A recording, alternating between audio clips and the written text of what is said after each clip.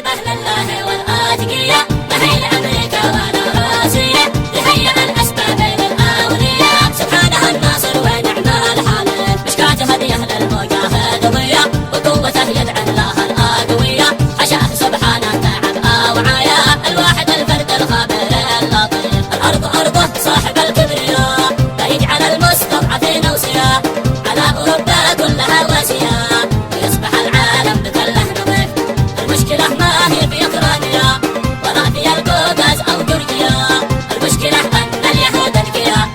شعبنا خليك واعي حصيف، من قتلوا واستهدفوا الأنبياء، ما بايعوا حرمة الأبرياء، إنسانيتهم كلها بوهارية، ربي عنهم في الكتاب الشريف، بعض العرب رغم الدروس الغبية، يسارعوا في نصرة الأشقياء، ويطبعوا من دون ذرة حياة، يخافوا إسرائيل بين طفل، من بعد ما قد دمروا سوريا، دكوا يا منا وانحكوا ليبيا، من أجل نصبح لليهود أولياء، هيها لو بقى نحترم بالعطيف، تحالفوا في حربنا الأثرياء، وتجمع الأنقال والأدعياء، لازم نحنط نكتك المومياء، وندخل الأقصى بهذا الخريف، شبت فتيل الأولى صربية، والثانية هتلر وألمانية، والثالثة من داخل أوكرانيا، لا يبتعد عصر الصراع العنيف، العاقبة لله والآتقية، ما هي لأمريكا ولا روسيا، تهيأ الأسباب للأولياء، سبحانه الناصر ونعم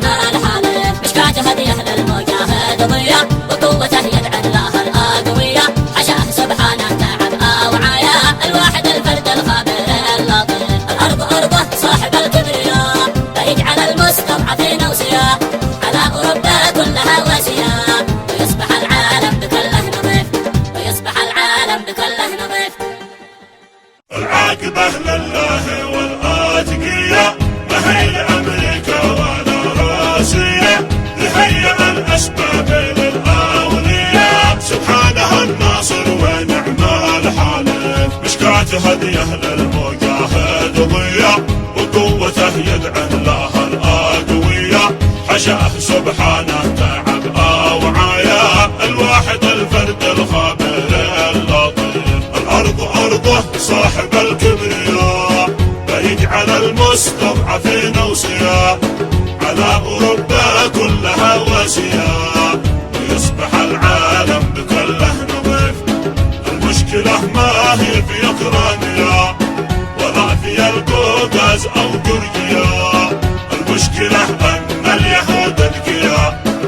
شعبنا خليك واعي حصيف، من قتلوا واستهدفوا الأنبياء، ما بايعوا حرمة الأبرياء، إنسانيتهم كلها بوهارية، ربي عنهم في الكتاب الشريف، بعض العرب رغم الدروس الغبية، يسارعوا في نصرة الأشقياء، ويطبعوا من دون ذرة حياة، يخافوا إسرائيل بما تخف، من بعد ما قد دمروا سوريا، دكوا يا منا وانحكوا ليبيا، من أجل نصبح لليهود أولياء، هيها لو بقى نحترم بالعطيف، تحالفوا في حربنا الأثرياء، وتجمع الأنقال والأدعياء، لازم نحنط نكتك المومياء، وندخل الأقصى بهذا الخريف، شبت فتيل الأولى صربية، والثانية هتلر وألمانية، والثالثة من داخل أوكرانيا، لا يبتعد عصر الصراع العنيف، العاقبة لله والآتقية، ما هي لأمريكا ولا